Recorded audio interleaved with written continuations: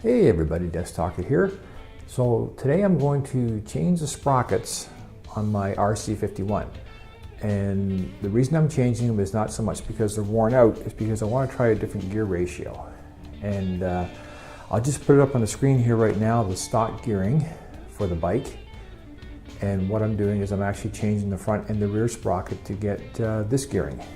And just so you know, I am using right now they're called Sunstar brand of sprockets.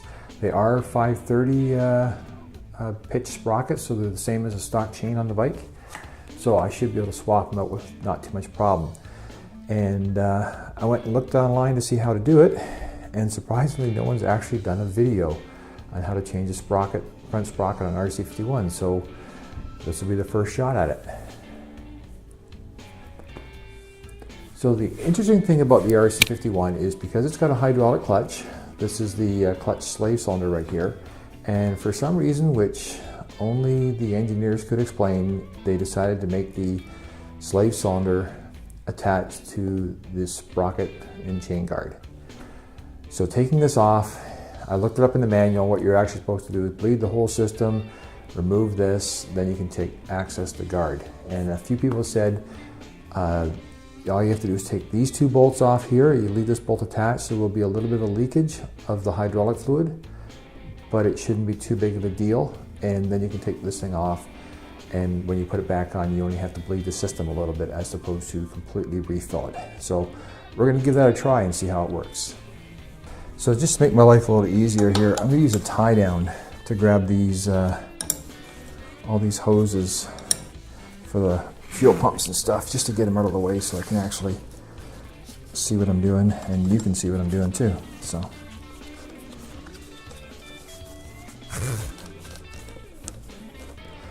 I don't like disconnecting stuff. I don't have to disconnect if I don't need to. So the one thing everyone said I need to do is put a zip tie up here on the clutch lever to hold it in tight. Apparently that makes it a little bit easier, so we'll give it a try. First thing to do is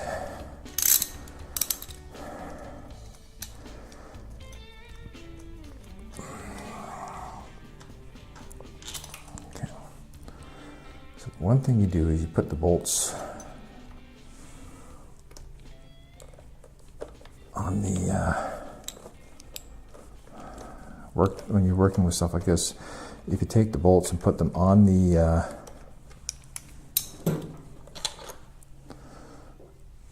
put them on the floor or on the workbench where you're actually working on it. So the next two are this one here and that one here. This one also holds that in place.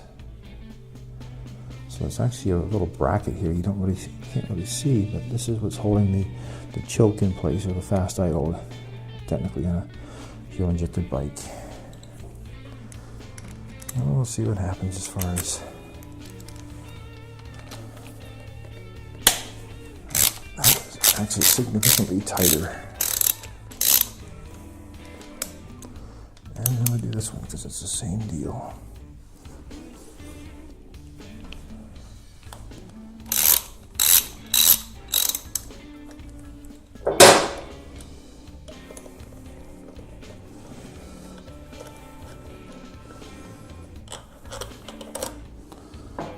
Bolt.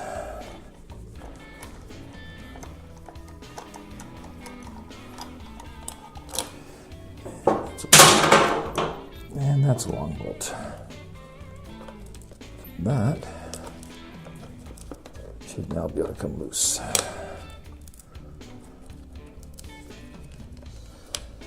And there you go. So it actually worked. And the actual gasket and stuff is pretty clean. So there you have it. One Honda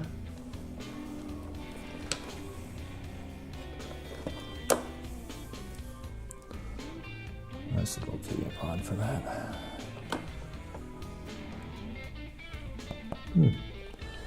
Okay, so now I need to get something to slide this out of the way. Take this and just put another zip tie on this just to get it out of the way so I have access to the area. Okay, so the first thing we're going to do is put the motorcycle in first gear.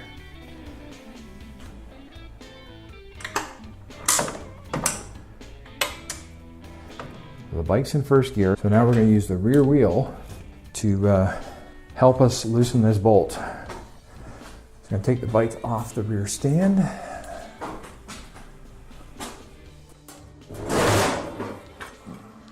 So what I'm going to try first is a breaker bar, which is basically a very long bar, trying to get as much leverage as possible and see if this actually loosens it.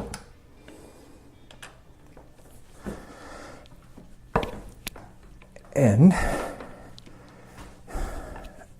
to my absolute utter shock and amazement, it did. So there we have it.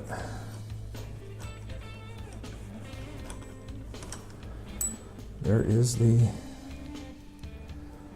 front bolt. It's a 14 millimeter head. This is the washer spacer on here.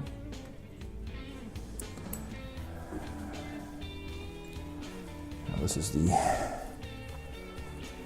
dirty part. All right, so that worked. So the next thing I have to do, now that we've gotten that broken free, is I have to loosen the axle nut and wheel back the slack on the chain so I can actually get this sprocket off. So these are the axle adjusters, and all you do is just back these off as far as you can,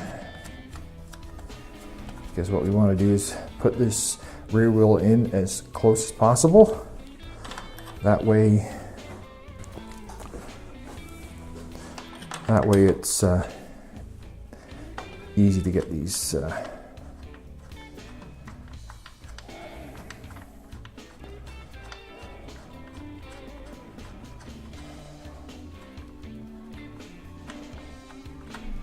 the more slack you actually have here in the chain, just makes it easier to get sprockets on and off.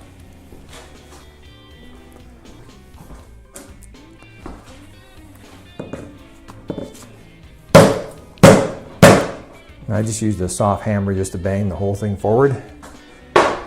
Now the chain is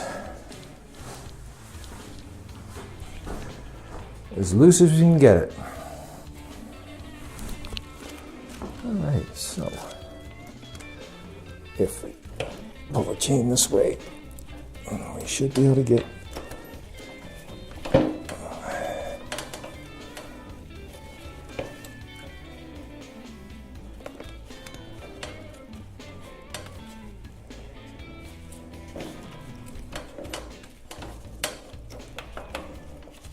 all right, let's not get your fingers caught. All right, so that's the chain.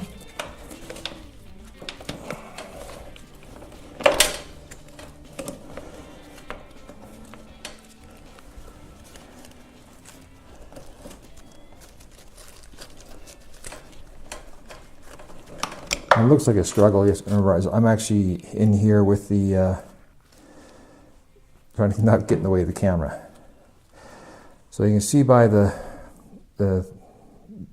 here it says 16 teeth, which is the number of teeth on the sprocket. Although this is not as thick as the factory Honda sprocket, you can see by the large buildup here, it actually has the spacer here, which is actually the same diameter. Oops. So now we'll try to get this guy back on.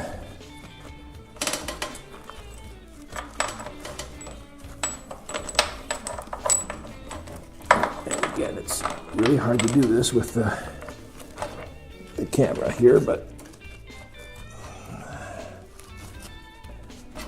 and there we go. It is now on the bike.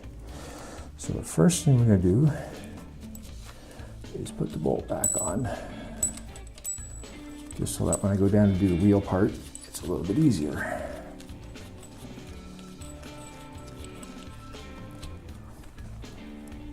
Okay.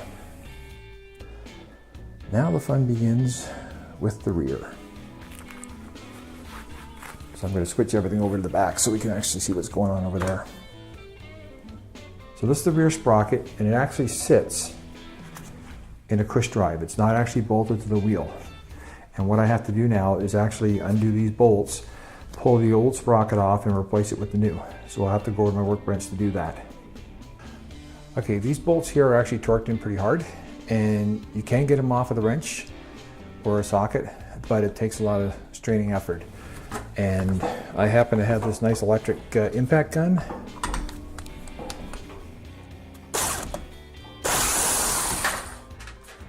And as you can see, this does this in seconds.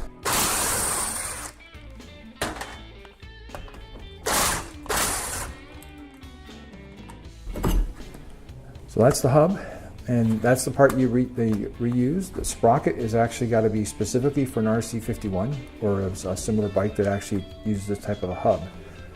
So when you go to order a sprocket, always make certain you're ordering the correct one. Don't just grab a random one off of Amazon. So you just put the new sprocket on the hub and reassemble in the reverse order you did to take it apart.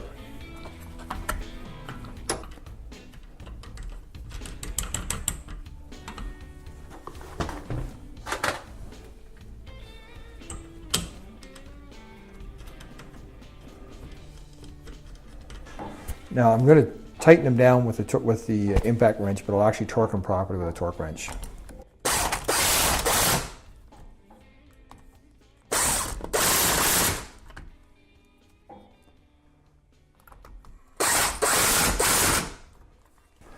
So these are torqued to 47 foot-pounds.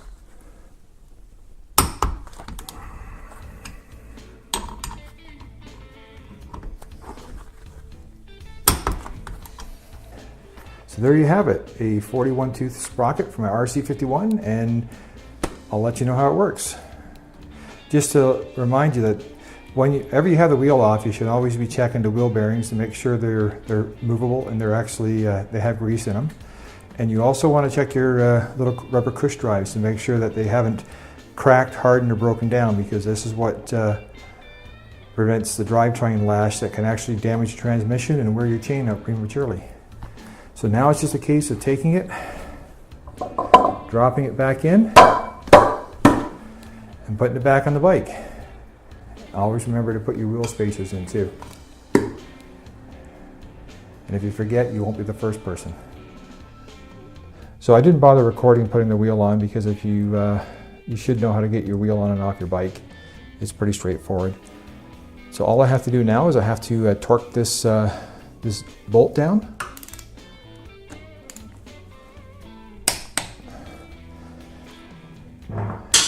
And that's it for this end. So now all that's left to be done, put this cover back on.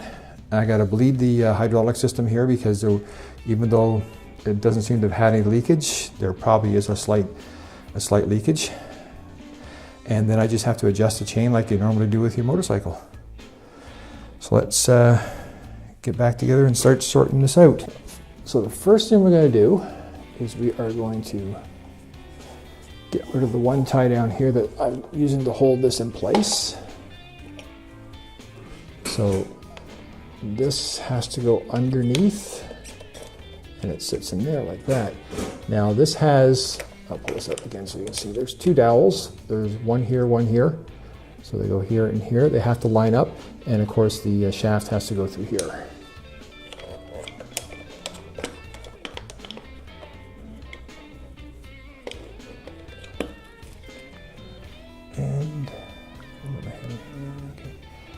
And I'm just going to use my finger to guide that in. Pull those cables out of the way. And just sort of guide it in.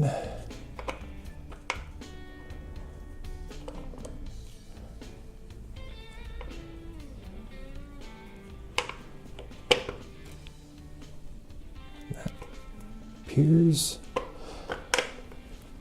pretty close. So, now the lower one, there's got this, the lower bolt's got this little cable loop, which actually holds your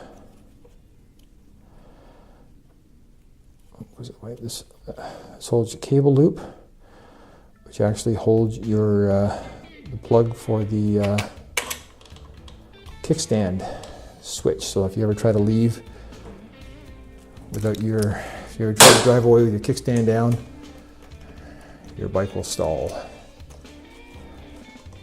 I'm just snuggling that up right now. Now this one here goes in like that.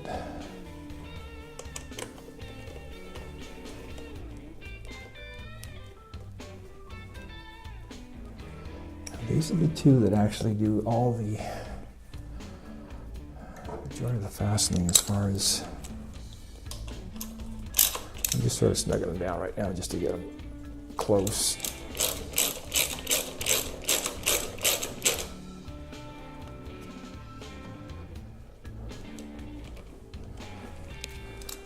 And these two bolts are identical.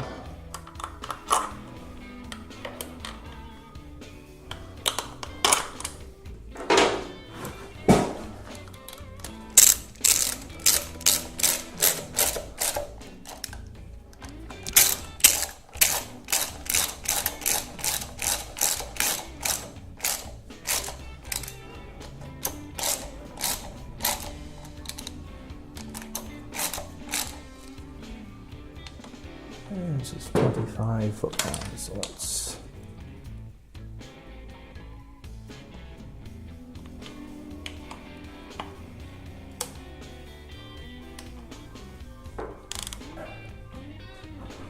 leave this for a second and see what we can get out of it.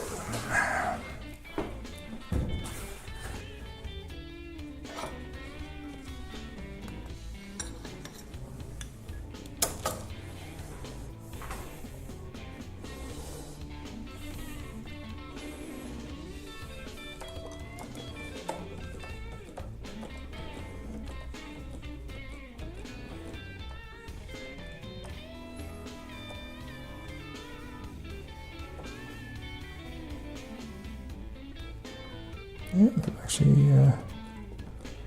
no air coming out. It looks like that that worked. I'm not seeing any leakage anywhere else. So that actually looks like it worked doing it that way.